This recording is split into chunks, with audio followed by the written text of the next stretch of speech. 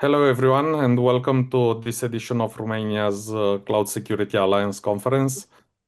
It is a pleasure to have all of you with us tonight. Allow me to introduce myself. My name is Claudio. I'm the Senior Manager for EMEA's CyberOps Security Center. And I've been in this field for a long time. Previous to that, I was the Chief Information Security Officer for OTP Bank. And let me introduce you to the other guests. Benjamin, if you please. Yeah, hello, I'm Benjamin. I'm Business Development Director for SecOps for Fortinet, the EMEA and APAC. Good. So hello everyone. Great to be here. My name is probably just repeat myself again, but Benjamin Meyer, as you see, Director SecOps BDM for International, which mainly contains EMEA and APAC, a big region in Fortinet. The way we are organized, it's with a matrix organization. We have 55 plus BDMs in that region, helping to develop the SecOps business.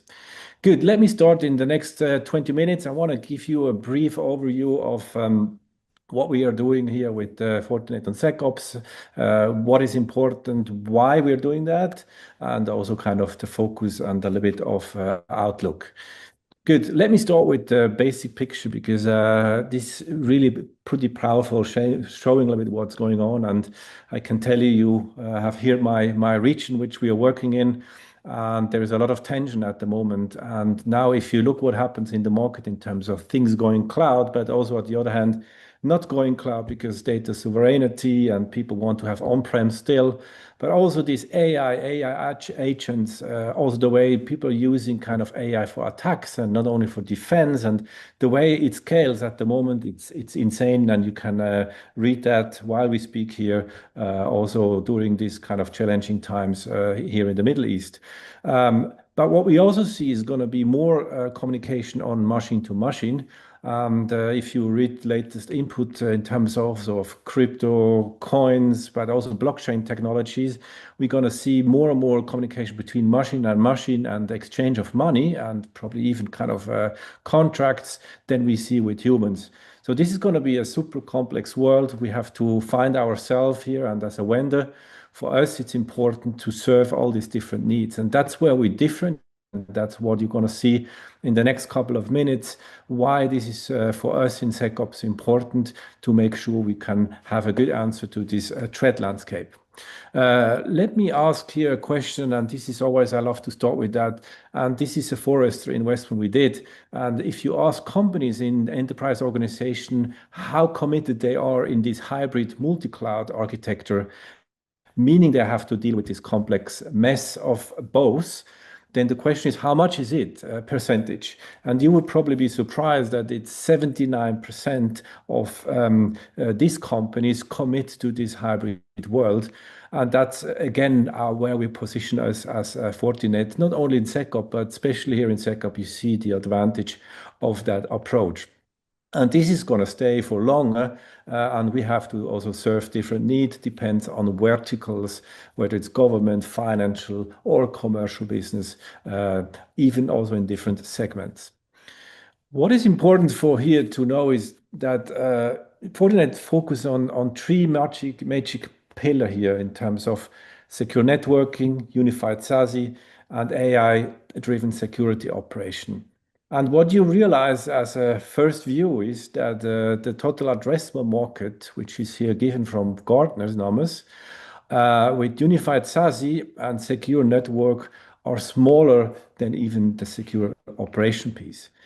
That's giving a clear focus what we are doing as a company, also to maintain our shareholder values, to maintain our strategy, that you will see Fortinet heavily invest in this new array of SASE, but also especially SecOps here to have high growth rates and good success.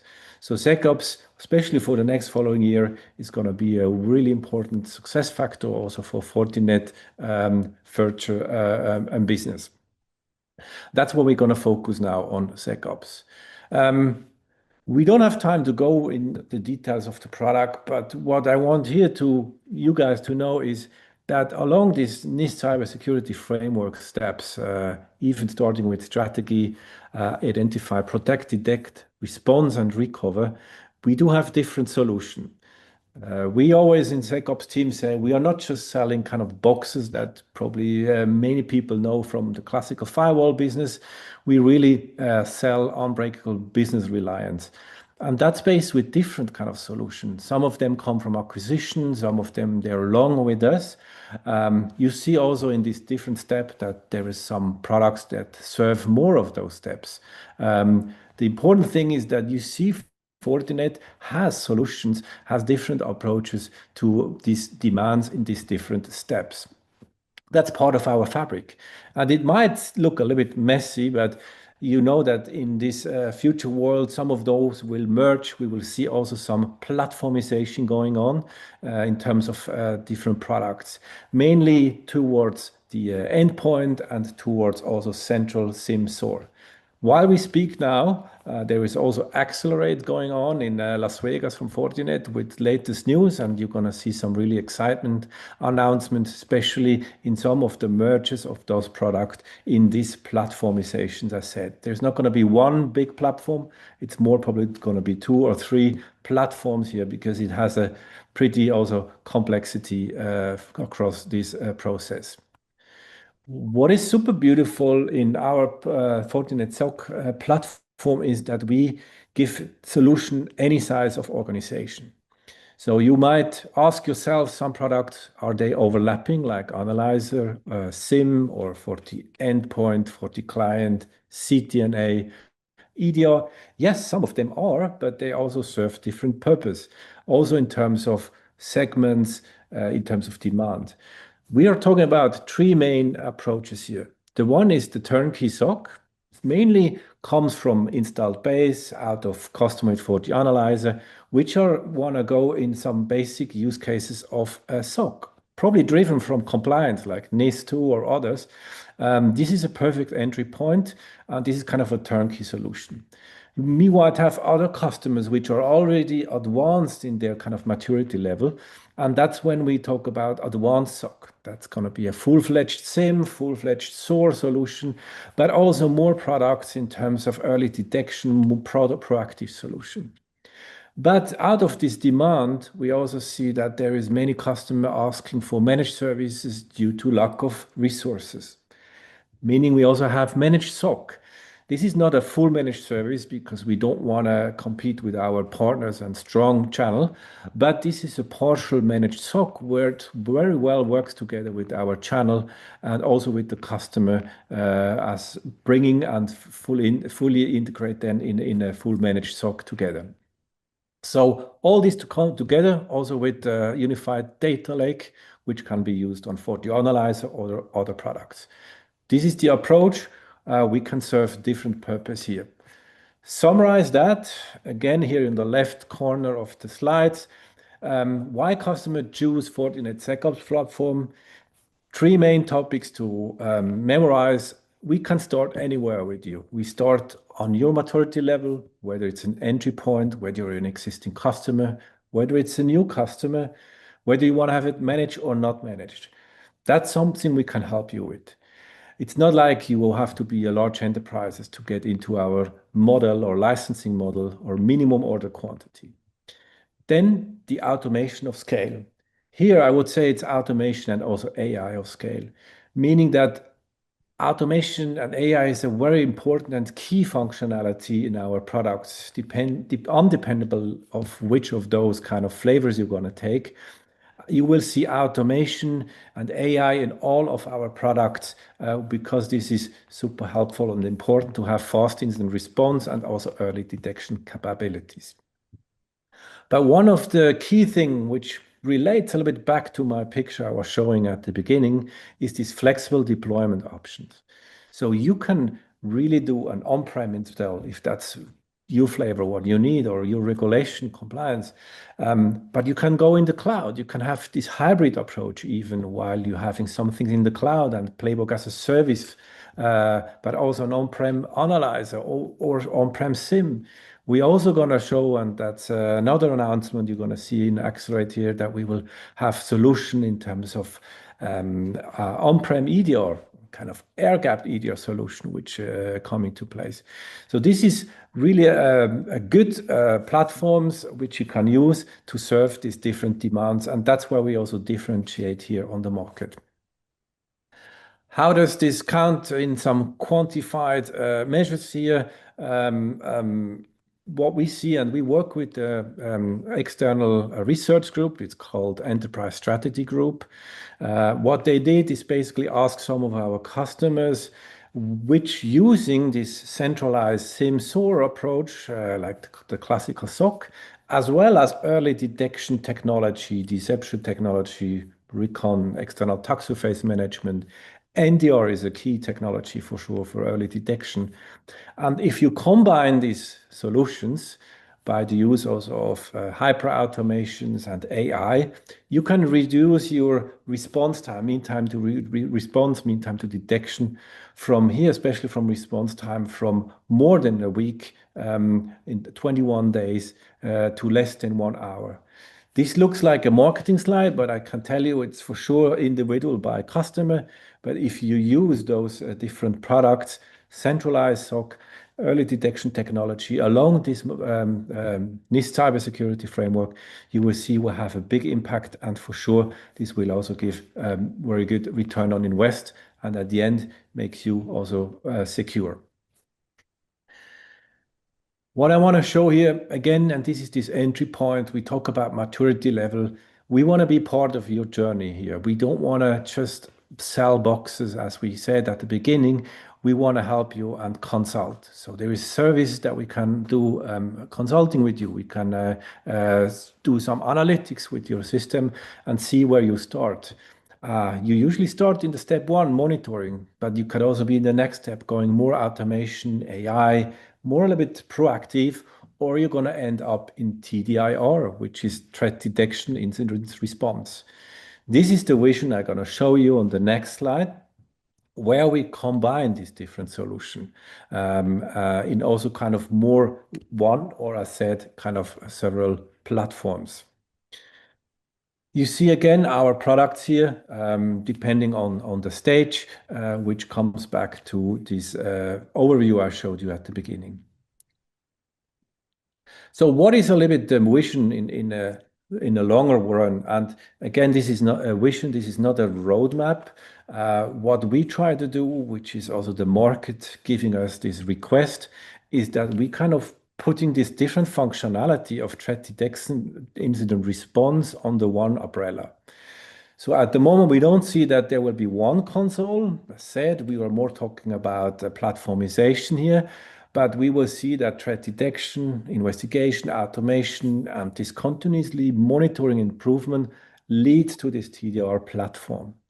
So they will have some flavors here. Again, also has to relate to your maturity level where you go into. But that's the vision where things have to go, and we have to take out complexity from these different kind of point products.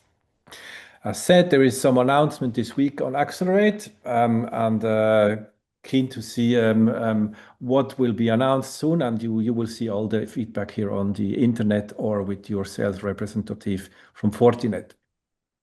I want to conclude here before we lead over to the more Q&A session with our engineers. Touch the base very quickly on AI. And what we want to frame here is Fortinet has been investing here since 15 years in this innovation of AI. It's not something that we just came across and bought some of these languages models, Gen AI thing. This is something that starts from ML technology, neural languages, and how we then put that in different flavors. So we usually talk about FortiAI Assist, which is classical assist agentic AI topic, which you're going to see in a couple of products already. That's a very big help, especially if you need for senior analysts, also for junior analysts doing some investigation, doing automated playbooks. There is a lot of really beautiful tools here, and this is expanding super fast. But we also secure AI. So we see that there's more customer that they want to have their own language models on their on-premise with their data on-prem. And so we also help to secure this LLM. We help that there is no data going out. We help that there is the right use of this large language model in the company. And the third one is also we're using AI to protect because attacks coming from AI. This is also a different way of detecting the adversaries, the attack here. So this is the three flavors we are putting in. You also here you're going to see more announcement, and that's also the strategy forward. What is relevant here, and that concludes the story a little bit about how we use this automation and AI in different products and why this is super relevant. FortiAI Assist, as one of these three pillars, is now already included in all those products. It's in Analyzer as a turnkey solution, as said. It's in DLP, it's in FortiSOAR. These blue-green ones are SecOps products, but we're also using it in SASE product, like the blue ones, colored one, as well as the classic secure networking ones, which are the red colored ones. And this is going to expand. So in more than 20 solutions, we already have this in place. And that's how we go also to this platformization approach. So with that, I hope I could give you a little bit of a flavor of what we're doing with SecOps, why it's relevant, which purpose we serve, and also that we are able to serve these different verticals and segments depending on your demands. With that, thank you very much. And I hope you will be in touch with many of our BDMs in the local market. Now I will give over to our engineers, and there is prepared some really nice Q&As in terms of going a little bit deeper on security operation. Thank you, Benjamin, for introducing the security landscape in this field. I'm curious to move things to the operational side. So one of the first questions that rise from this is why are the SOC teams under more pressure than ever, and what has changed fundamentally in the last 2 years? I can start with why are the SOC teams under pressure. One of the main reasons, and this is the reason we saw here in the region, as I'm the SecOps solutions engineer for Romania, Bulgaria, and Adriatics, it's the fact that the SOC analyst needs to cope with too many alerts. This is an old issue, but still the number one reason why the SOC teams are feeling under pressure. The volume of alerts that they need to triage, to analyze. Another one is they're under pressure because they need to react very fast. Attackers now are also using AI. They are using agentic AI to scan and to exploit vulnerabilities in minutes, sometimes even faster. So we need technology to be able to react fast, to detect the attack very quickly. That's why we rely on AI when we are doing the protection on machine learning.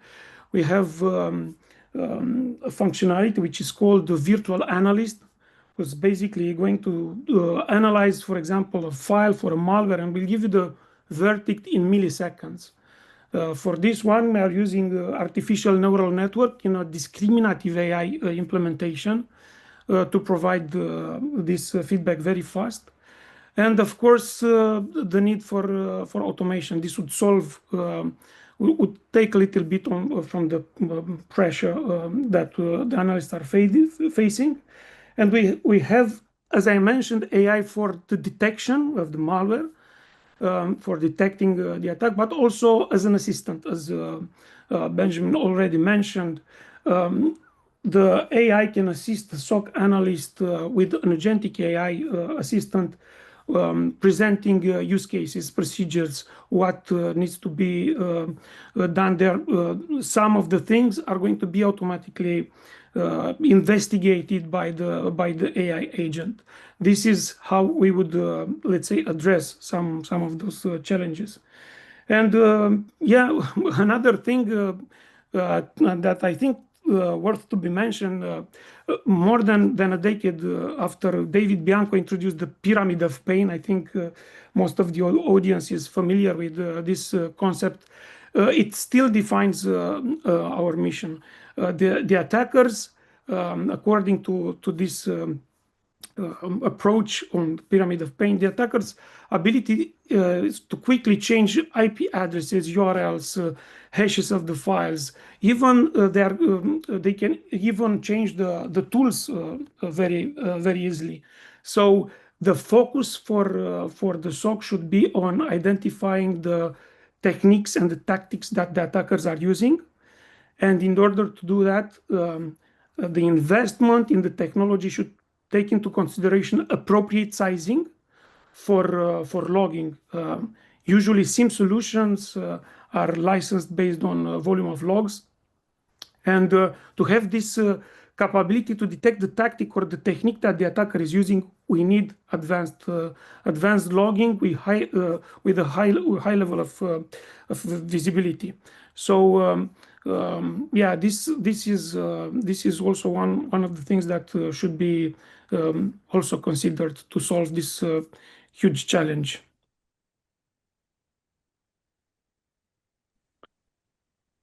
Okay, so the given shift is that this operational model no longer works. It is too manual, too reactive, and too structurally heavy. But during a real incident, where is time actually lost?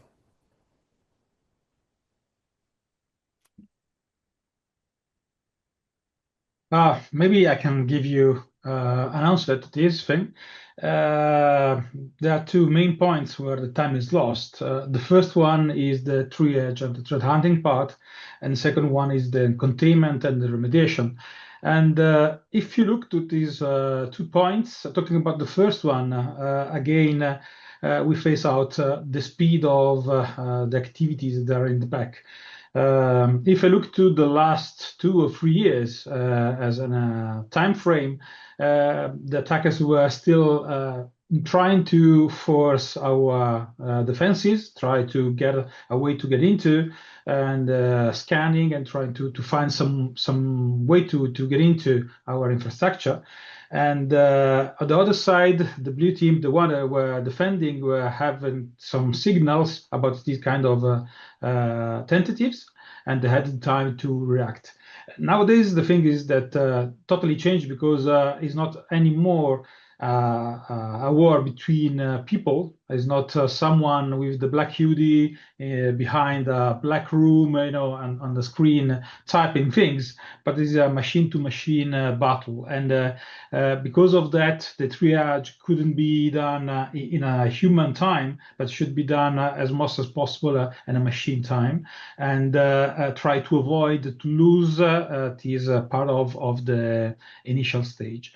Those things are very common, and there is a quite known incident from a company called Capita UK that I'm often use as an example. They have prepared everything very well. They have tools in place, instruments, and so on. And they had the first triage and the first alarm after 10 minutes of the attack. But they hadn't the time for the people to take care and move for just the alert to the incident in real time. And they took more than 50 hours, 58 hours for be precise, to react to this thing. So the lost time, it was between the time of the machine having this kind of understanding of the attack up to the time of reaction of the people. And obviously it is something that we cannot handle anymore like it was some years ago. We have to automate procedures to do reactions in front of specific use cases, in front of specific alerts that are coming from the platforms, from the tools, and just to avoid that the attackers are able to breach in and move laterally and do all the damages they're normally doing. So all these kind of use cases, all the TTPs that the MITRE framework is giving us, all the type of possible kind of attacks we can map, and we can also move from the theoretical space to the practical one and map. And the tools we are using are the ones that are helping to avoid to lose this time, because the first one, as I told, is a triage and the threat hunting. So I understand there is something wrong and search what is wrong. And the second one, the containment, because the more I contain fast, the less the issue it will be a huge one. Think just about any kind of ransomware attack. If you just stop the executable that is doing the encryption after a few seconds, you probably save most of your data. If you leave the process going on for days, you probably will have encrypted all your environment. So the speed again is the most important thing, not just the one, but one of the most important things. And those two are the steps where we should focus on getting the fastest possible answer.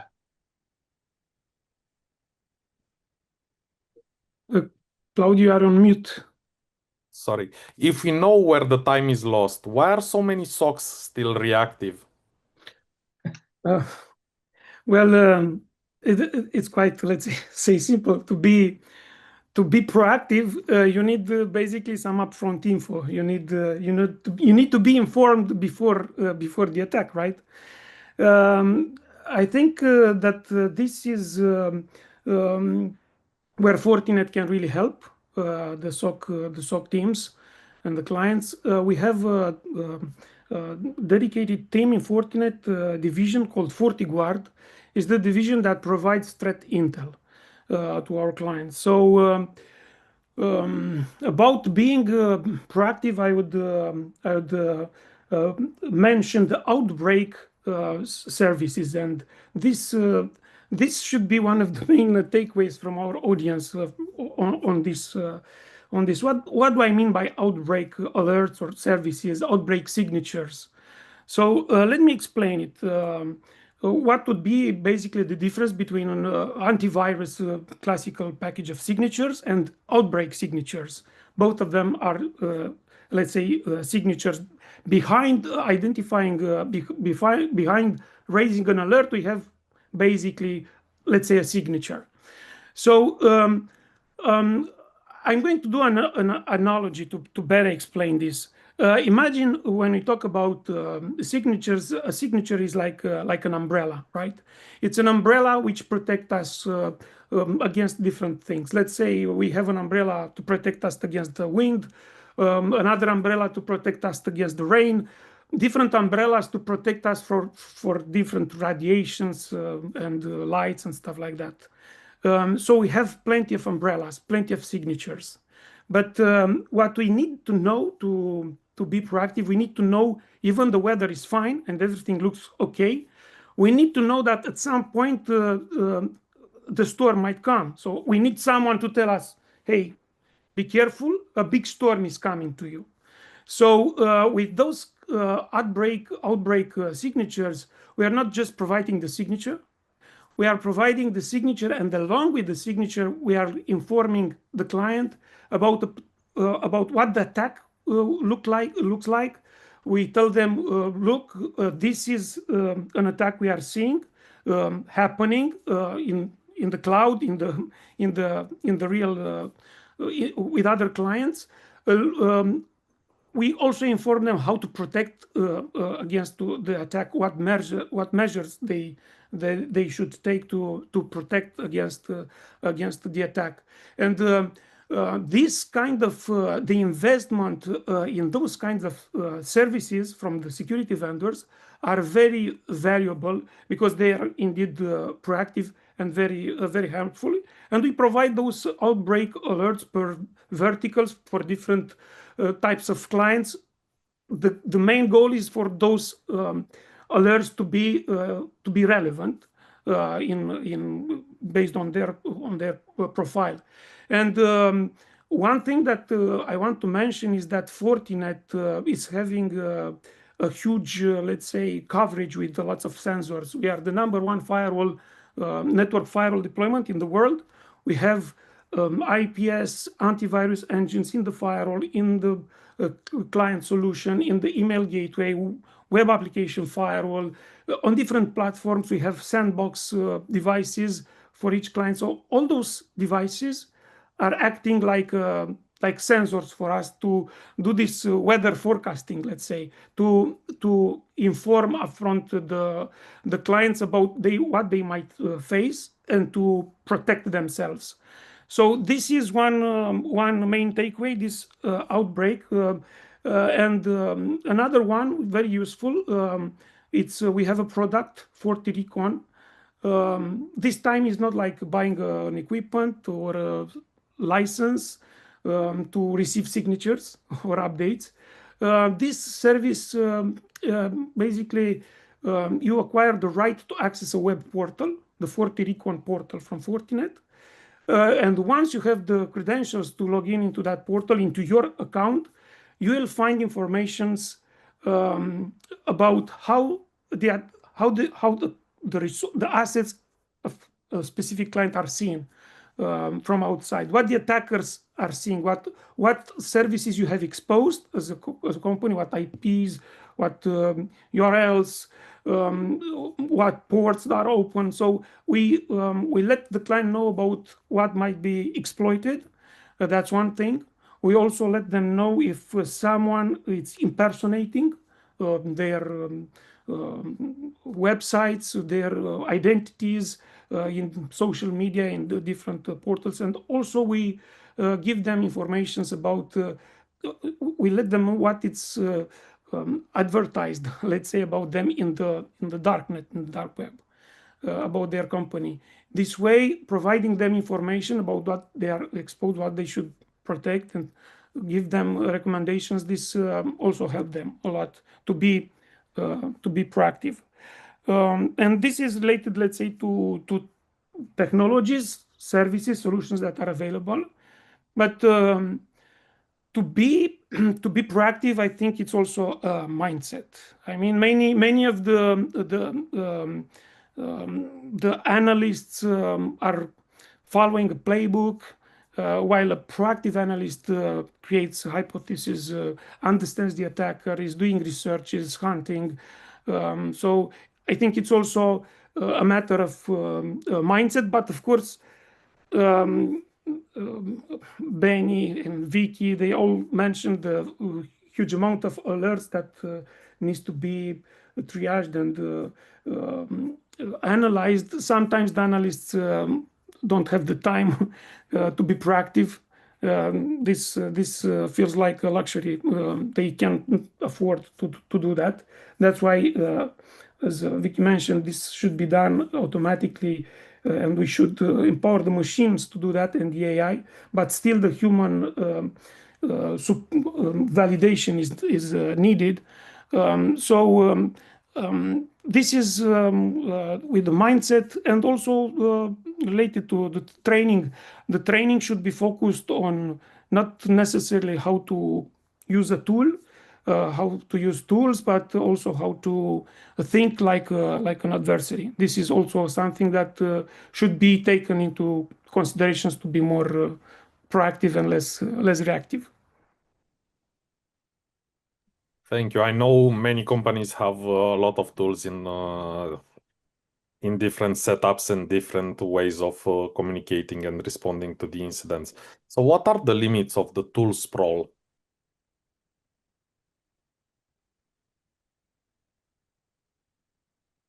Silvio, would you like you, or I can go for that? Okay, please. Okay, yeah, tool sprawl, it's an issue for different reasons. Obviously, teams have to integrate between all the possible solutions that are coming out from different tools, from several tools. Have been working in several security operation centers in financial markets, in the Industry 1, and so on. One of the most challenging point was to set up the whole infrastructure in the way that all the tools are able to cooperate between all of them, to select where the information should be consolidated and where the analysts are able to get in deep understanding of what's going on. And because of this, obviously, the more tools you have, the more time and more effort you will have to spend about all these integrations, point to point, most of the time integrations. Most of the solutions are able to just give syslog output that is normally consolidated into the CM, but this is just one part of the information. It's not probably the only one. And just for making an example, when we are talking about our 40CM, we have also inside the same platform a CMDB solution. And just to give you an example about how much the single line of log could make sense or not, if you think about a line of log coming from an IPS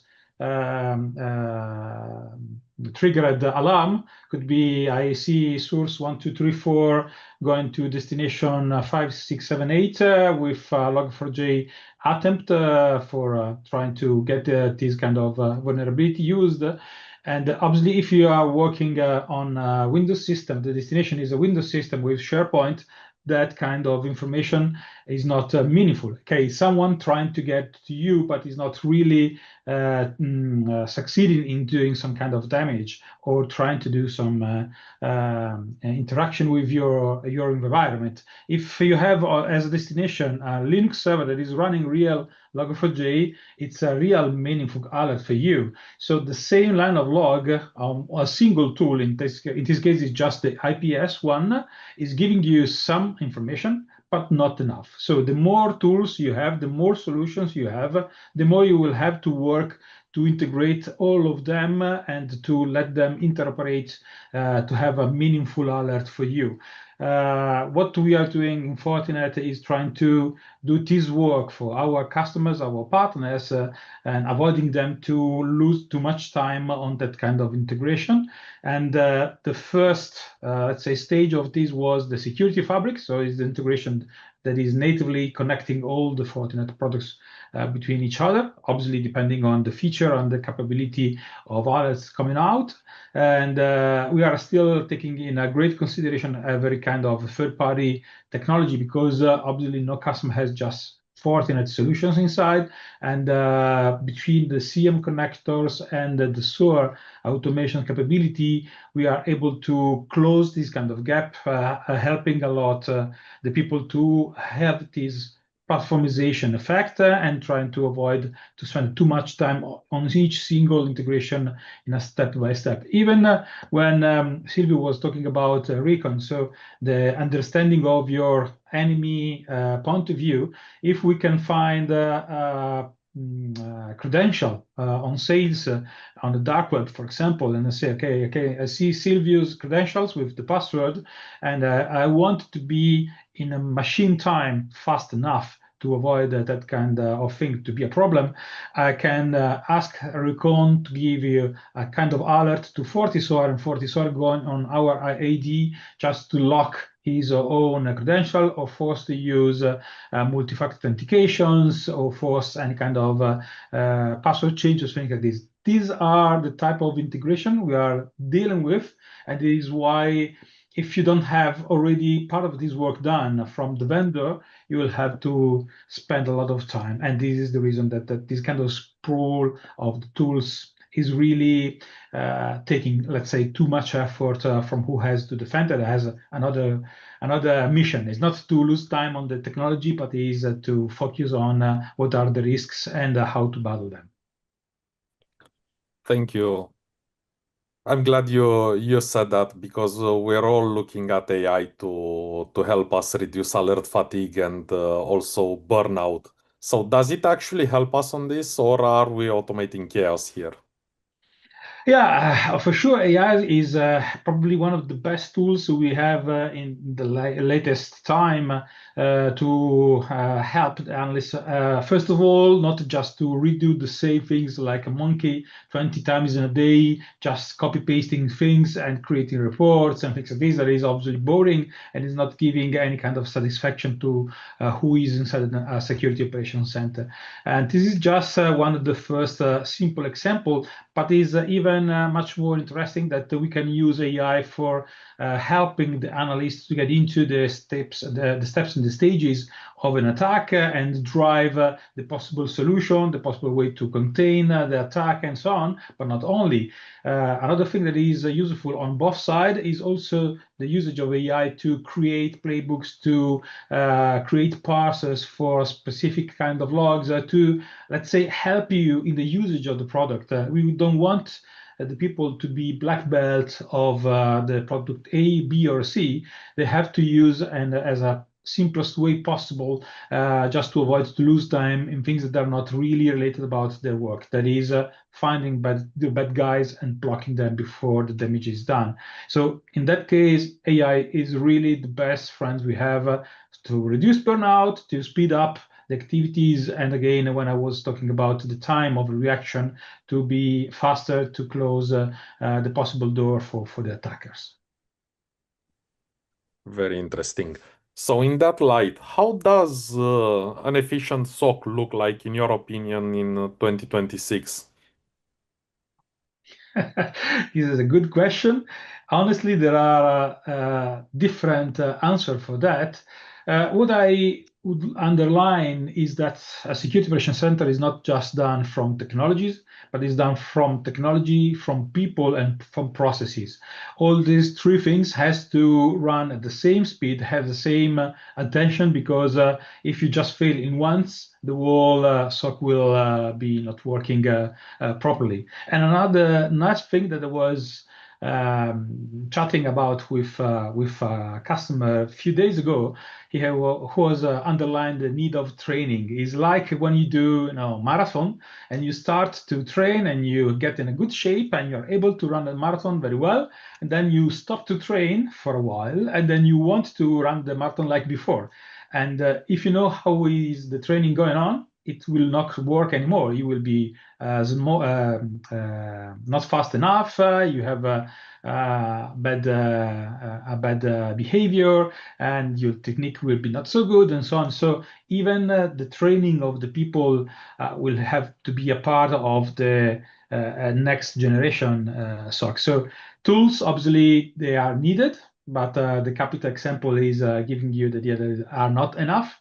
You have to have enough people, and you don't have to let them burn out because of silly tasks to do. You have to have good processes and the mapping of the use cases about what there could be the attacker doing on it, and every kind of threat intel that is helping you to understand if someone is taking care of you. And at the end of the day, train all these things continuously and improve continuously, because it will be a never-ending journey to the maturity of your security operations center. Thank you. This brings us to some interesting options here. Because up until now, everyone, as you know, has implemented a lot of solutions, and the infrastructures everywhere are quite fragmented. So what are the hidden costs for these fragmented architectures?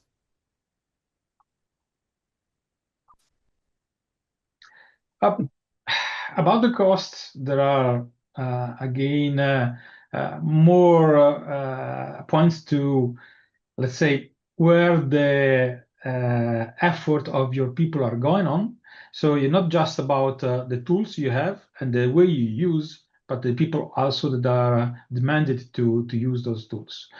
Think about if you are an F1 driver, you can drive your F1 as fast as possible, probably one of the fastest all over the world. But if I give you a bike and the tool is different and you don't know the tool, probably you will be for sure less fast than someone else is just doing the bike every day. And the opposite way also. So again, you have to consider really how good the tools you are spending on, because they could be the best of breed, but if the people that are intended to use them are not trained enough, they're not good enough in understanding how to get the best out of that, obviously it will be a loss of time, a lot of money, a loss of effort that you have to bring on that. And again, when you have these things mixed in the proper, let's say, balance, the whole thing will run as smoothly as possible.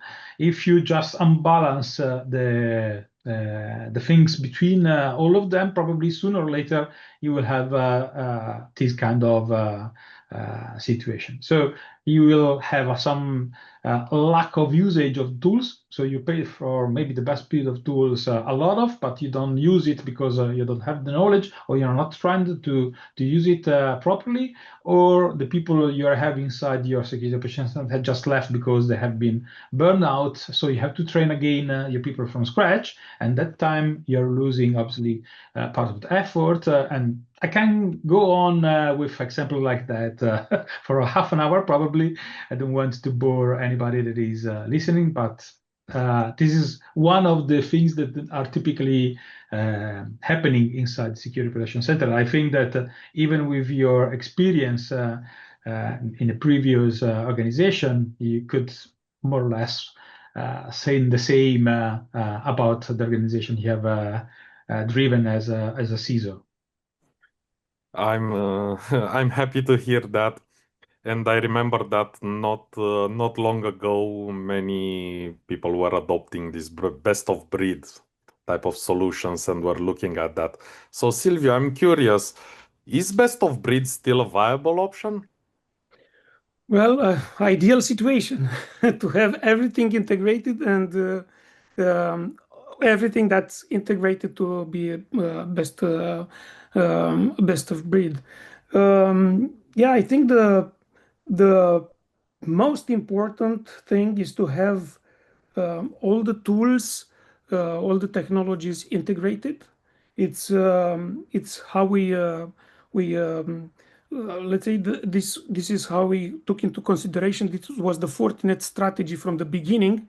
If you remember, first UTM firewall, where everything was integrated in one platform. It was with the FortiGate firewall. And the same vision is applied to the SOC, where we have the security fabric where everything is integrated to provide the high efficiency. But indeed, I think we need to have mature solutions, best in breed technologies when it comes to like SIEM, like SOAR, like EDR, NDR, and to integrate them. Having them integrated in how we have it with our Fortinet security fabric to act as a platform. I think this is this is what brings the most advantages to our clients and customers, to have them integrated so that they can react really fast. It's good to have them the best of breed, but to have them integrated also. Thank you. I know everyone today is speaking about AI and we have a new discovery every day, but we also need to look because many of us are in regulated environments. So regulation and compliance risk is a real threat. So how does NIS2 changing conversations between the CISOs and the CEOs right now? What would be the impact of the NIS2 and other frameworks on these solutions? Yeah, with the with the NIS2, I will be honest. Sometimes the discussions with some clients, and I'm mainly addressing those ones now because we need to educate ourselves. Sometimes the discussions are like, Silvio, what do we need to be compliant? And there's always a challenge on the budget, with the budget availability, and because of this pressure, this impact, because the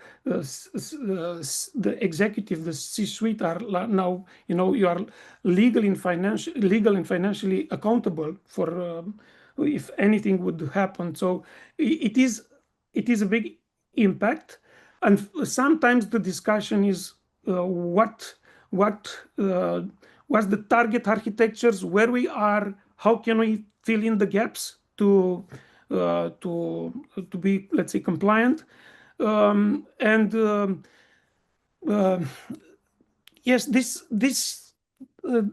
is something that needs to be covered, but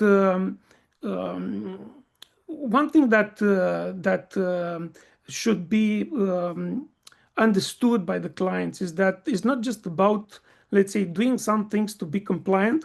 And they are very happy when I present them, for example, 40SIM, because you need to have asset management, and we have CMDB. You need to have logging, reporting, incident management. We have NOC and SOC, and they are very happy that they are buying one platform with a huge coverage on NIS too. But I think that we also need to switch a little bit the mindset, because I was talking with a partner, and he was telling me about a client who said, I'm going to have a different strategy. I'm going to invest minimally in some tools to be compliant, and I'm going to put the energy and the effort in recovering the systems. The approach that our partner was telling me about that client was that if indeed he would be a target, then he would not stand a chance, because the attackers nowadays are more powerful financially and in terms of resources, and he cannot cope with an attack if he's a real target. And the strategy was to invest in recovery procedures, to automate everything, to recover all the systems very quickly, and they did that. And unfortunately, that's the story. 4 months later, Friday in the afternoon, one call, the computer was encrypted. Few hours later, everything was encrypted, but they had the strategy, right? Over the night, they reinstalled everything. They had the backup offline, so the attacker didn't compromise the backup procedures or the backup data. And after a night of hard working, next day in the morning, everything was up and running again. And unluckily, 1 hour after that, they were down again. Why? Because without being aware, without really investing in tools that would provide you visibility, to detect, to log the access, who's doing what, without this high level of visibility, which is required by NIS2, right? They are not able to understand what happened, what hit them, how to protect, not just to recover. So yeah, it took them a lot of time, and they learned their lesson. And I hope our audience, it's better to learn from a story than to face something like that.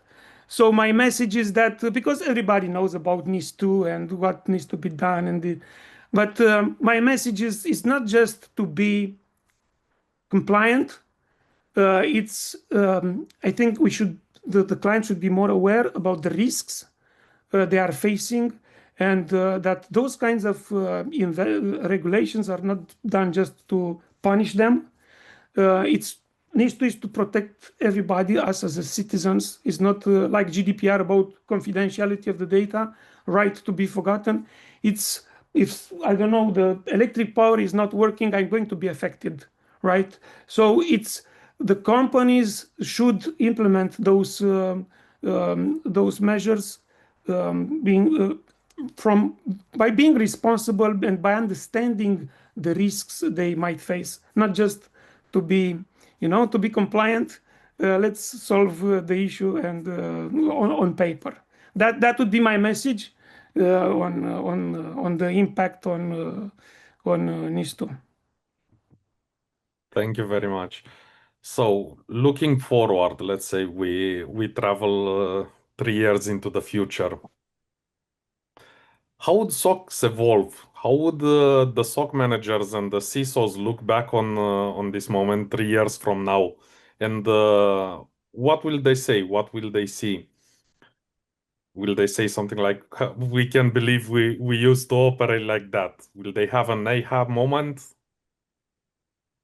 Some sort of revelation? How do you see the future 3 years from now?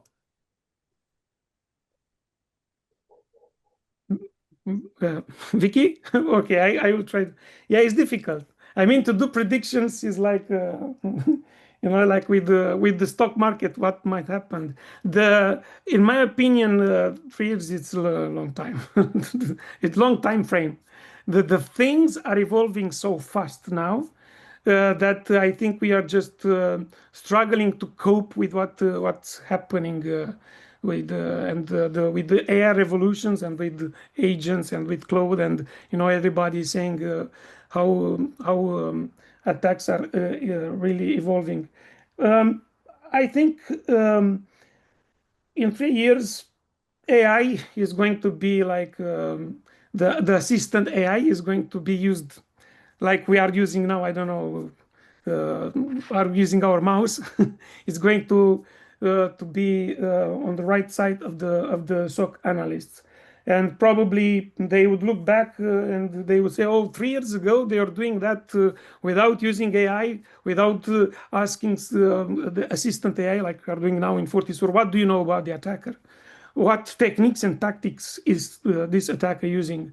So this is probably going to become a commodity, and probably their attitude will be like, my kids are asking, "Oh, you didn't have a phone when you were 6 years old?" "No, I didn't." So probably in 3 years everybody would ask, how they are working without using AI for detection, but also with the discriminative AI to detect, to identify the malware, to detect the attack, but also the generative AI and the agentic AI as a support for the SOC analysts. But no more. This is the maximum prediction that I would make for 3 years from now. Thank you. Vicky, what's your opinion? I'm very curious. Yeah, I agree with Silvio. 3 years is such a long time, and if I would try to think about what was 3 years ago, it was such a very different world, and I couldn't imagine how fast could evolve in the next 3 years. One thing that I'm pretty sure it will not change is that the most of the actual task, as Silvio told, will be driven by software, by server.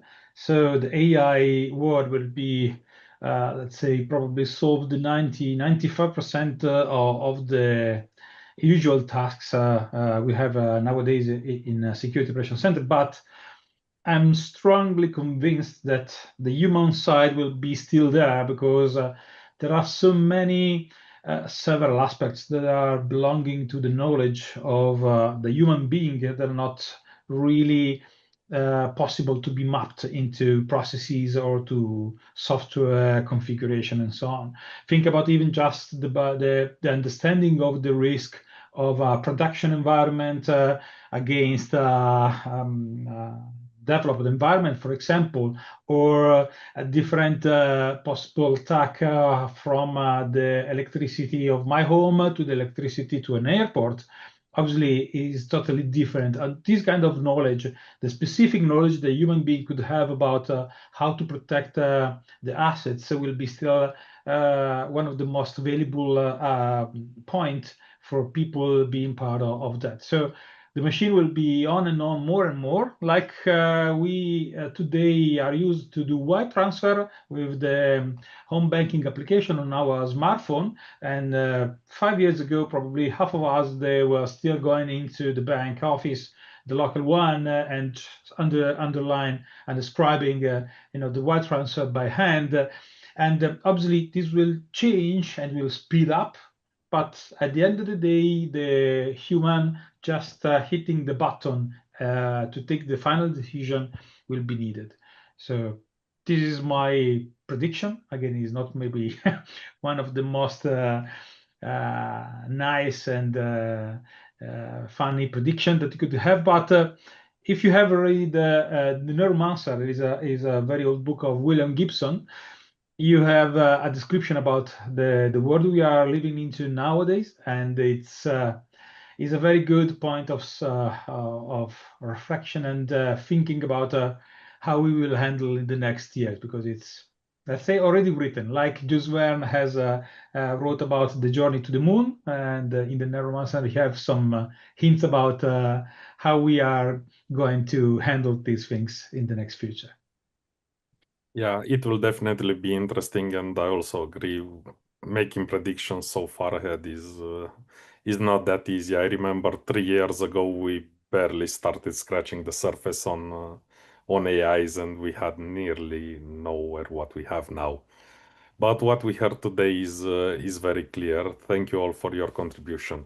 It is clear for us that the pressure is structural and not just temporary, and we need to look towards solutions that help us reduce those fragmented operations that can no longer keep up, and we need a mature partner with us to help us on this, especially considering the speed at which the environment is changing. We know that AI helps, but only inside integrated architectures and solutions that can provide the maturity behind the AI to help us with also the regulational requirements and to force some operational maturity in our processes that can be resilient in the future. Thank you all.